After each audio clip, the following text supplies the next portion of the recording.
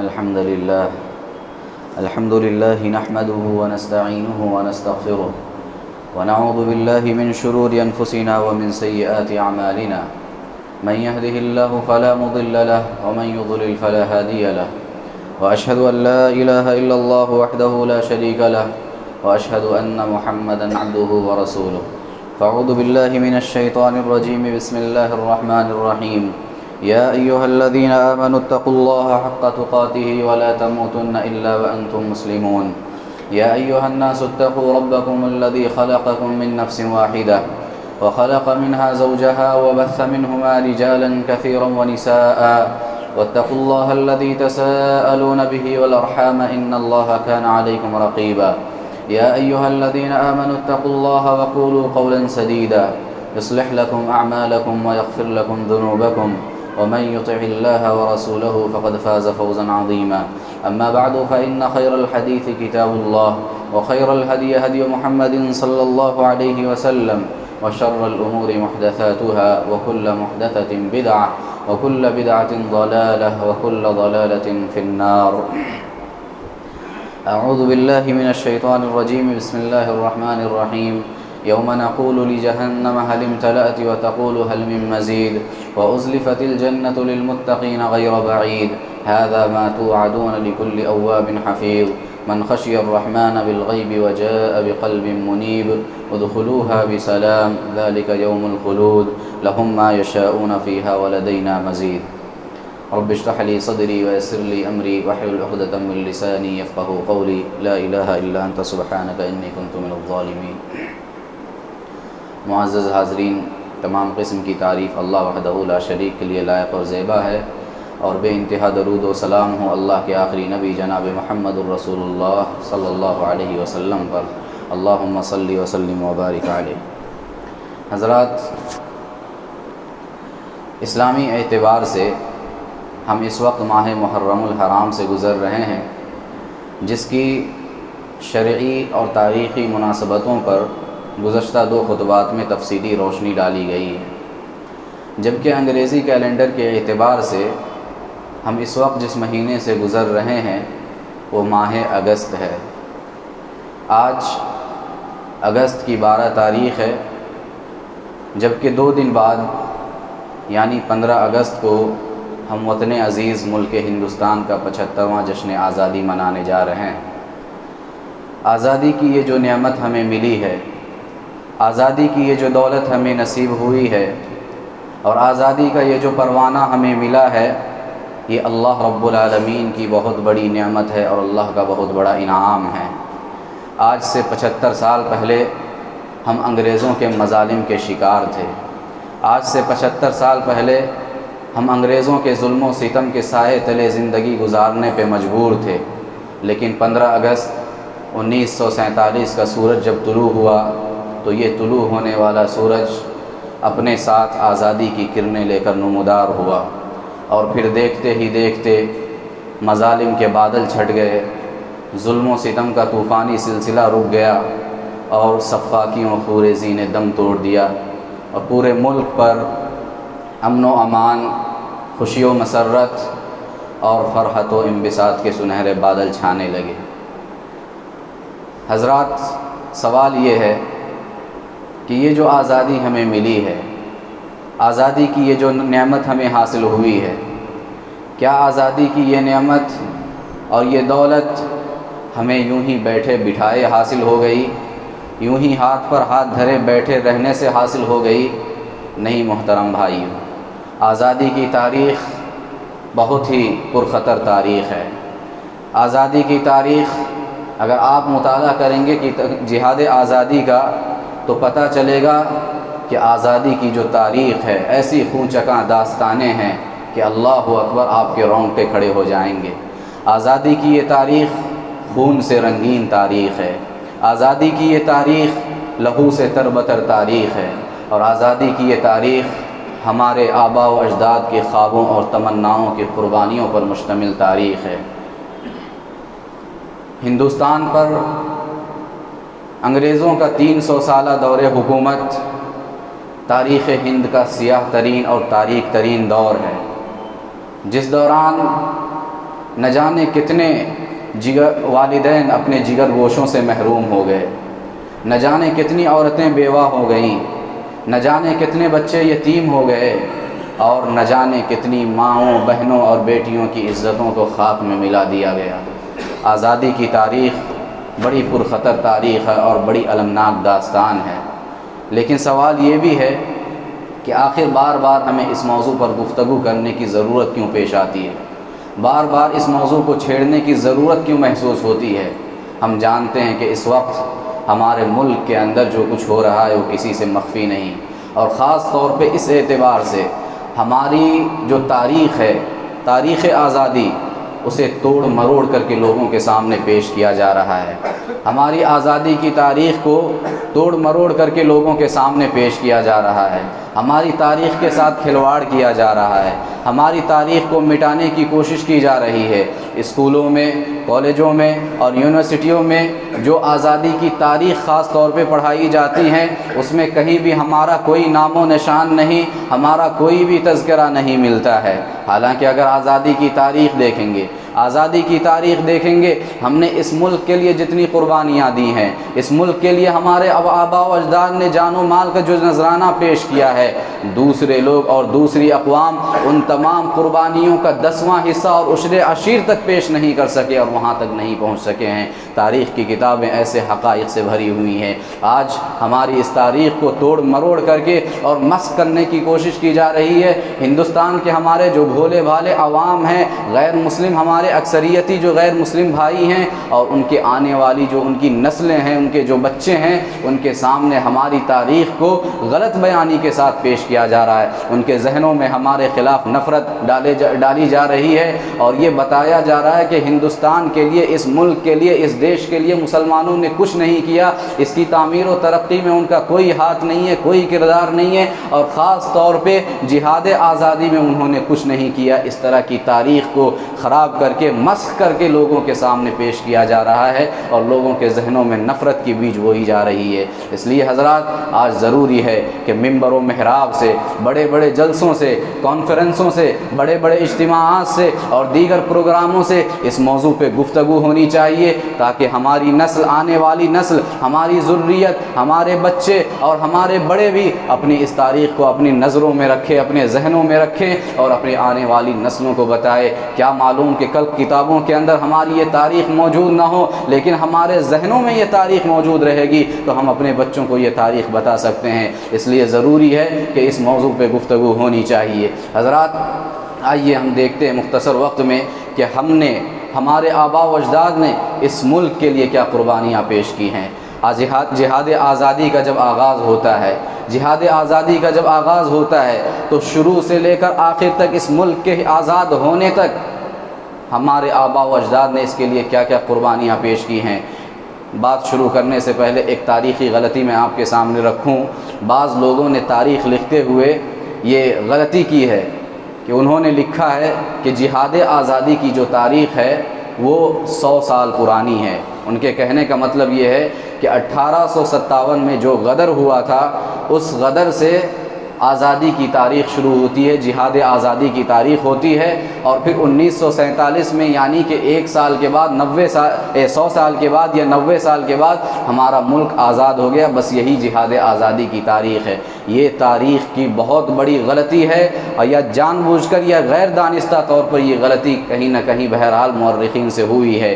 جہاد آزادی کی جو اصل تاریخ ہے وہ 200 سال سے زائد پرانی ہے، 2 صدیوں سے زائد پرانی تاریخ ہے جہاد آزادی کی۔ اور میں آپ کو بتاؤں گا کہ سب سے پہلے اس ملک کے اندر انگریزوں کے خلاف مسلح اور منظم فوج کشی اگر کسی نے کی تو وہ 1754 کے اندر نواب علی وردی خان نے کی، جو بنگال کے نواب تھے۔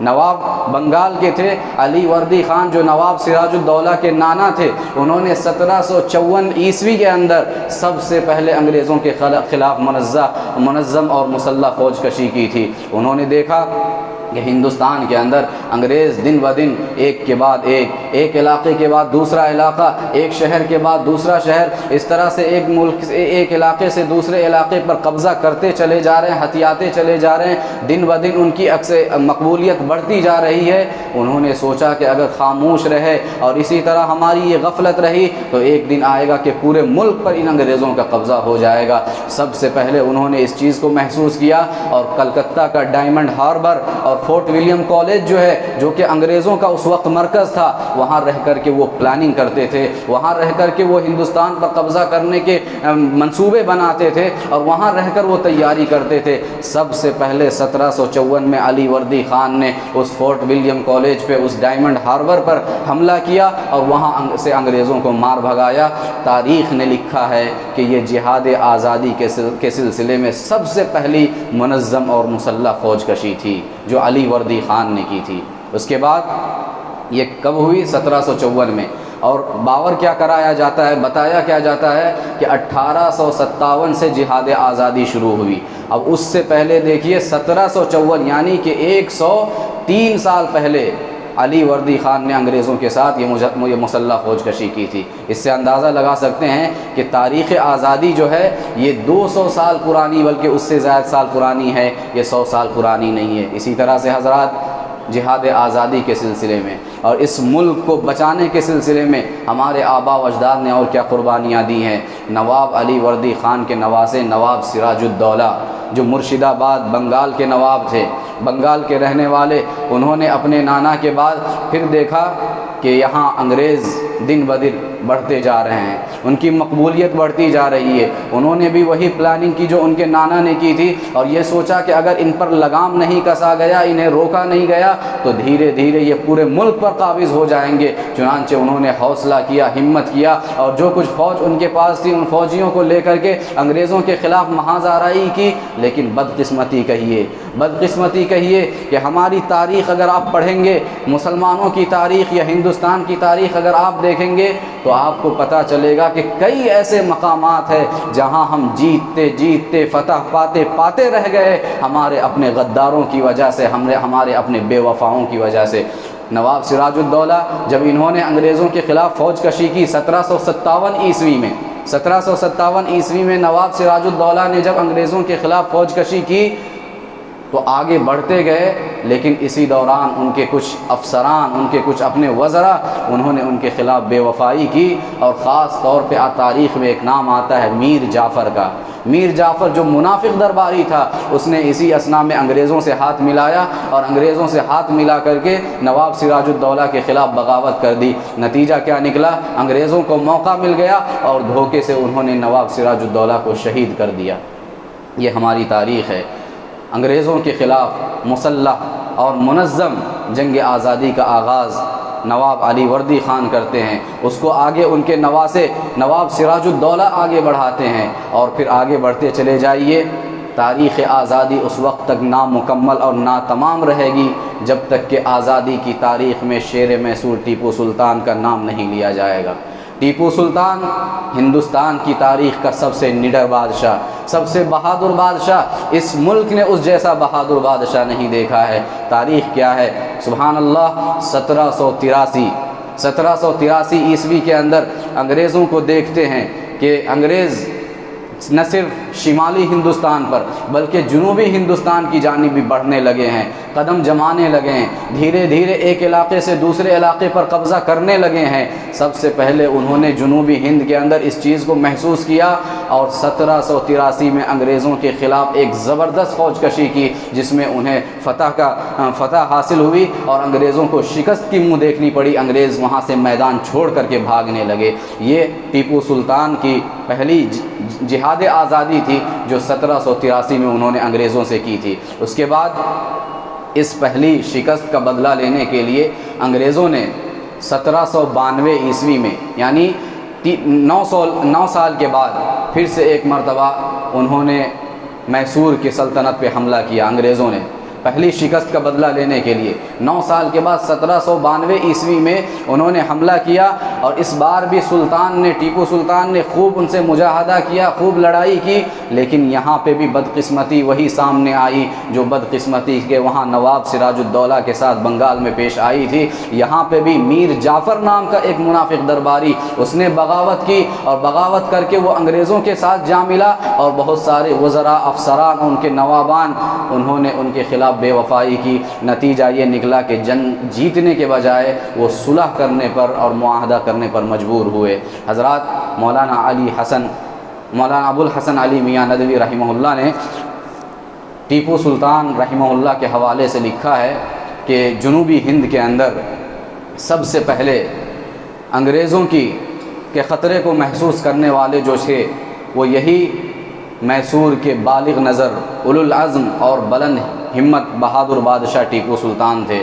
انہوں نے جب دیکھا کہ انگریز ہمارے علاقوں پر قبضہ کرتے چلے جا رہے ہیں، تو انہوں نے ہندوستان کے راجوں، مہاراجوں اور یہاں کے نوابوں کو خطوط لکھے کہ آ کر کے یہاں انگریزوں کے ساتھ فوج کشی کی جائے، انہیں یہاں سے بھگانے کی کوشش کی جائے، ملک کے اوپر ان کے کیا اثرات ہو سکتے ہیں، ان سارے خطرات سے لوگوں کو آگاہ کیا۔ نہ صرف ہندوستان کے اندر بلکہ ہندوستان سے باہر ترکی کی جو خلافت، عثمانی خلافت اس وقت تھی، وہاں کے جو بادشاہ اس وقت تھے سلیم عثمانی، ان سے بھی خط و کتابت کی، ان سے بھی مدد طلب کی، اور بھی مسلم امراء اور بادشاہ تھے، ان تمام لوگوں سے بھی خط و کتابت کی، اور انہیں بھی اس بات کی اپیل ان سے بھی کی کہ ہندوستان میں انگریزوں کی اس بڑھتی مقبولیت کو روکا جائے، اس میں ہماری مدد کی جائے۔ اور تاریخ نے لکھا ہے کہ 1799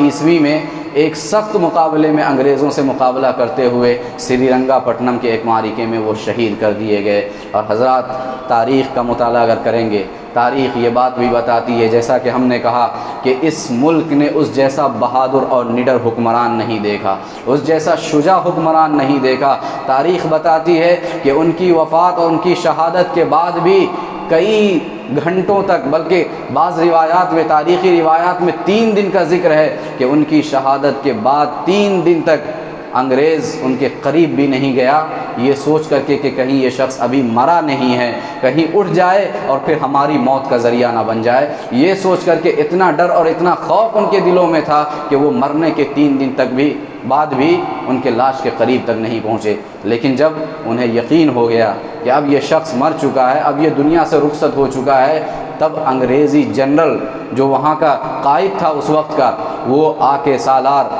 ان کے لاش پہ کھڑے ہوتا ہے، اور کھڑے ہو کر کے اپنے فوجیوں سے خطاب کرتے ہوئے کہتا ہے کہ آج سے ہندوستان ہمارا ہے، آج سے ہندوستان ہمارا۔ اس جملے کی نزاکت کو دیکھیے، اس کے معنی کو دیکھیے، کتنی گہرائی اس کے اندر پائی جاتی ہے۔ اس انگریزی جنرل نے ٹیپو سلطان کی لاش پہ کھڑے ہو کے کہا کہ آج سے یہ ہندوستان ہمارا ہے۔ مطلب کیا ہے؟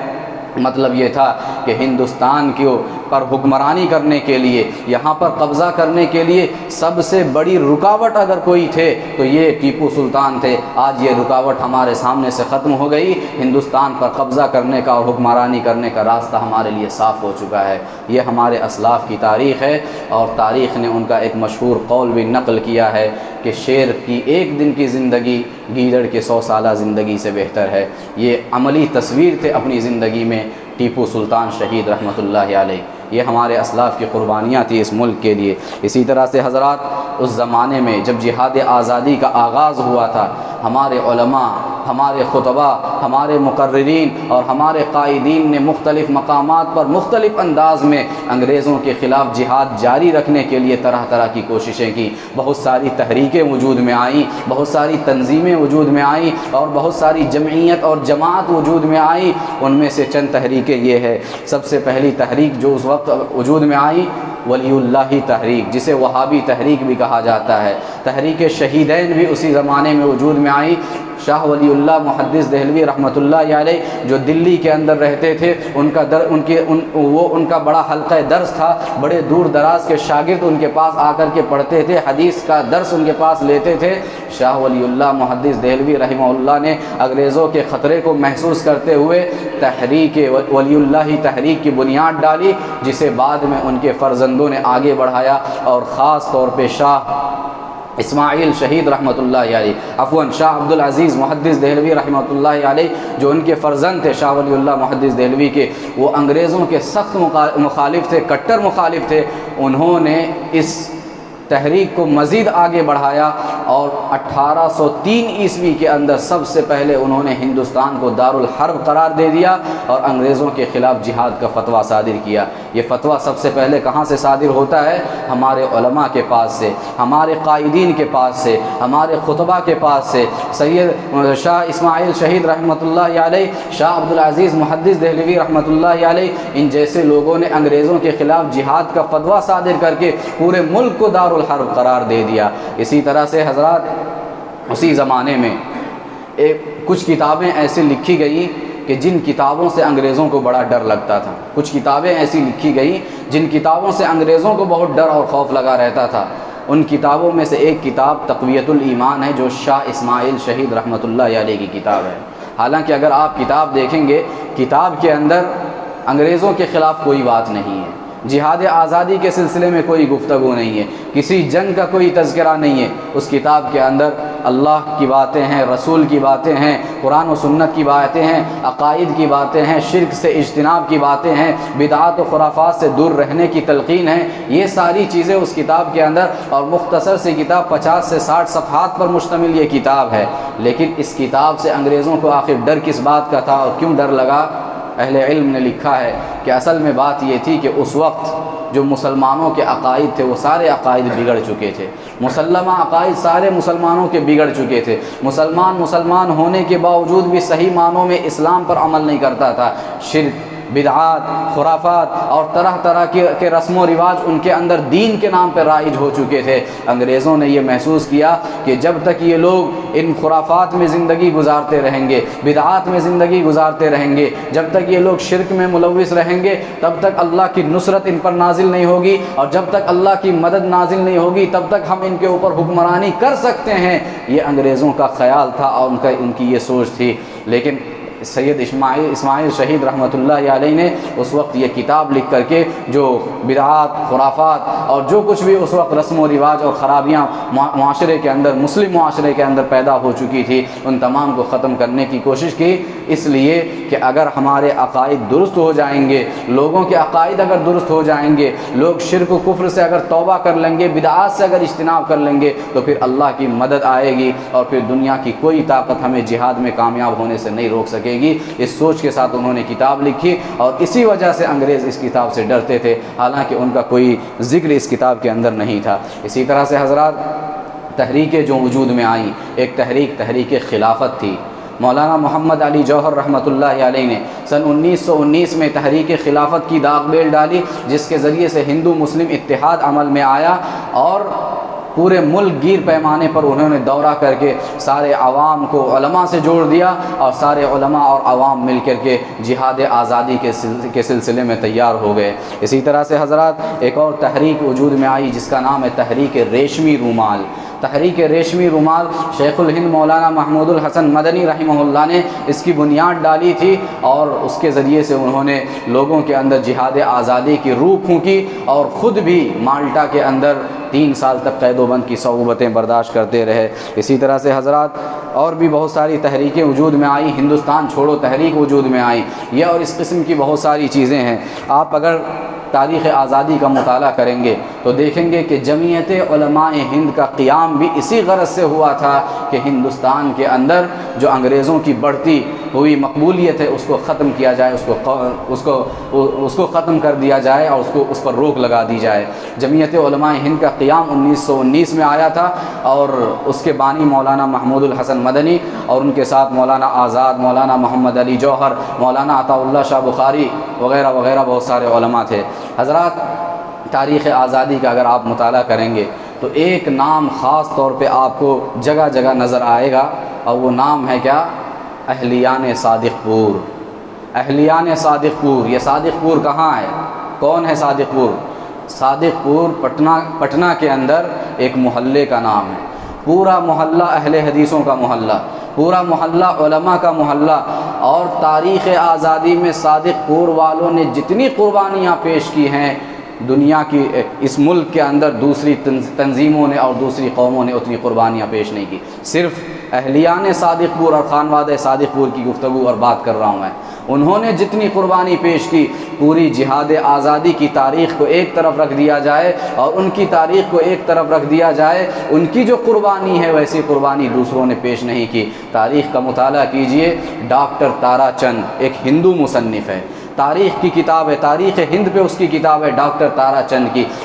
ہندو مصنف ہونے کے باوجود، غیر مسلم مصنف ہونے کے باوجود اس نے اعتراف کیا ہے، اس نے لکھا ہے کہ اہلیان صادق پور نے اس ملک کے لیے جو قربانیاں پیش کی ہیں کوئی اور قوم نے اور کوئی اور تنظیم نے اتنی ویسی قربانی پیش نہیں کی. بلکہ اس نے لکھا ہے ایک جگہ پہ کہ 8 لاکھ سے زائد جانوں کا نذرانہ صرف اور صرف اہلیان صادق پور نے اس ملک کے لیے پیش کیا ہے. اور آگے بڑھیے، ایک دوسرے مصنف نے لکھا ہے کہ صرف بنگال کے اندر 2 لاکھ علماء اہل حدیث کو شہید کر دیا گیا. ایک اور تاریخ بتاتی ہے کہ 5 لاکھ علماء اہل حدیث کو اس پورے ملک کے اندر تختہ دار پہ لٹکایا گیا، محض اس لیے کہ انہوں نے انگریزوں کے خلاف محاذ آرائی کی تھی. یہ ہمارے علماء کی اور ہمارے قائدین کی تاریخ ہے، ہمارے آباء و اجداد کی تاریخ ہے، جسے تاریخ نے اپنے سینے میں درج کر رکھا ہے. اسی طرح سے حضرات، اہلیان صادق پور کے حوالے سے ایک بات میں یہ بھی بتا دوں کہ آزادی کے بعد سب سے پہلے جو اس ملک کے وزیر اعظم تھے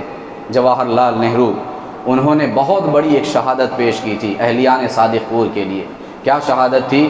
کہا وہ آزادی کے بعد ملک کا دورہ کر رہے تھے مختلف مقامات کی پر، تو اس وقت وہ پٹنہ گئے تھے اور پٹنہ میں انہوں نے تقریر کرتے ہوئے کہا تھا کہ اہلیان صادق پور نے اس ملک کی جد و جہد کے لیے اور آزادی کے لیے جو قربانیاں پیش کی ہے، پورے ملک کی قربانی کو ترازو کے ایک پلڑے میں رکھ دیا جائے اور اہلیان صادق پور کے قربانی کو ایک پلڑے میں رکھ دیا جائے، اہلیان صادق پور کا پلڑا بھاری ہو جائے گا اور ان کا پلڑا جھک جائے گا. ایسی قربانیاں انہوں نے پیش کی ہے. اور ایک بات مجھے یاد آ رہی ہے اس چیز کو بتلانے کے لیے کہ اہل حدیث علماء کے نزدیک خاص طور پہ اور جو بھی ہمارے اہل حدیث عوام تھی ان کے نزدیک آزادی کی یہ جو جنگ تھی کتنی اہم تھی اور کتنا انہوں نے اسے اپنی ذمہ داری سمجھ کر کے انہوں نے اس پر کام کیا تھا، اس کو بتانے کے لیے ایک چھوٹا سا واقعہ میں آپ کے سامنے بیان کروں گا کہ جب جہاد آزادی کا معرکہ سرگرم تھا، لوگ علماء اپنے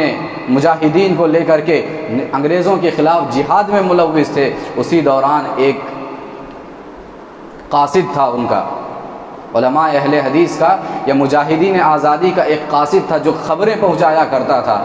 اس نے دیکھا کہ سامنے انگریز افسران کھڑے ہوئے ہیں اور وہ گزر رہے تھے، خبریں لے کر کے گزر رہے تھے. دیکھا کہ سامنے انگریز افسران موجود ہیں، اگر میں انہیں مل جاؤں گا وہ مجھے پکڑ لیں گے، تو جتنی بھی آزادی کے سلسلے میں کوششیں کی جا رہی ہے ساری کوششیں ناکام ہو جائیں گی. انہوں نے کیا کیا کہ اپنی شناخت کو چھپانے کے لیے اس بندے نے اپنے ہی خنجر سے اپنی آنکھوں کو ضائع کر لیا تاکہ انگریز کو پتہ چلے کہ ارے ہم نے تو دوسرے آدمی کو دیکھا تھا، یہ تو کوئی اور ہے، اس کی تو آنکھ ہی نہیں ہے، یہ کہہ کر کے انہیں چھوڑ دیا جائے. اپنے ہی خنجر سے انہوں نے اپنی آنکھ کو ضائع کر لیا. یہ اور اس قسم کی قربانیاں ہمارے آباء و اجداد نے اس ملک کے لیے دی ہیں اور آج ہم سے کہا جاتا ہے کہ ہم نے اس ملک کے لیے کیا کیا ہے. حضرات، بہادر شاہ ظفر 1857 کے اندر جو غدر ہوا، اس غدر کے قائد جو تھے وہ بہادر شاہ ظفر تھے. اس ملک کے لیے مغلیہ سلطنت کے اس آخری تاجدار نے کیسی قربانی پیش نہیں کی. سبحان اللہ. جب تک وہ گرفتار نہیں ہوئے تب تک جہاد آزادی خوب زور و شور سے چلتا رہا اور لڑائی چلتی رہی، انگریزوں کے خلاف محاذ آرائی ہوتی رہی، لیکن جب انہیں گرفتار کیا گیا تب جہاد آزادی تھوڑی دیر کے لیے، کچھ وقت کے لیے ماند پڑ گیا.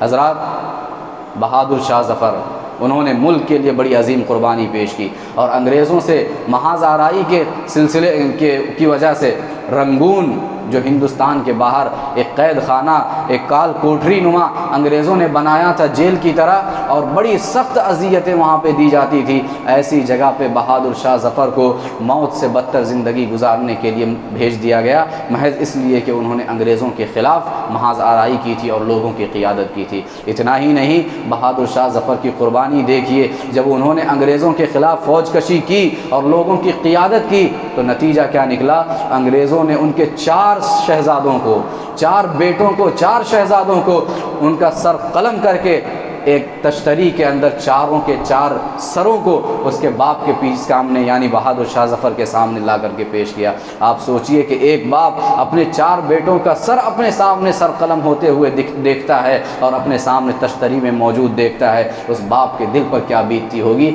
یہ ساری قربانیاں اس ملک کی آزادی کے لیے ہمارے آبا و اجداد نے دی ہیں۔ حضرات، آزادی کی تاریخ بڑی طویل ہے۔ مولانا آزاد رحمہ اللہ کو کون نہیں جانتا؟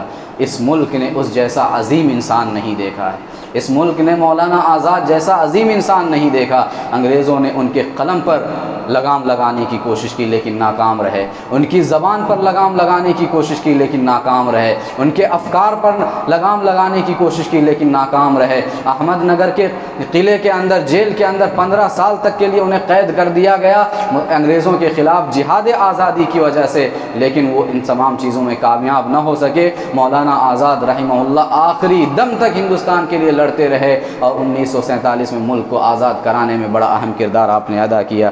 اسی طرح سے حضرات بہت ساری باتیں ہیں لیکن وقت مختصر ہے، اس لیے مختصر وقت میں اتنی ساری تاریخ کو سمیٹنا بہت مشکل ہے۔ آخری بات بتا کر کے میں آپ کے ساتھ اپنی بات کو ختم کروں گا۔ جہاد آزادی، جیسا کہ شروع میں ہم نے کہا، آزادی کی جو تاریخ ہے بڑی جاں گسل تاریخ ہے، بڑی جان لیوا تاریخ ہے اور بڑی خون چکا داستانیں ہیں۔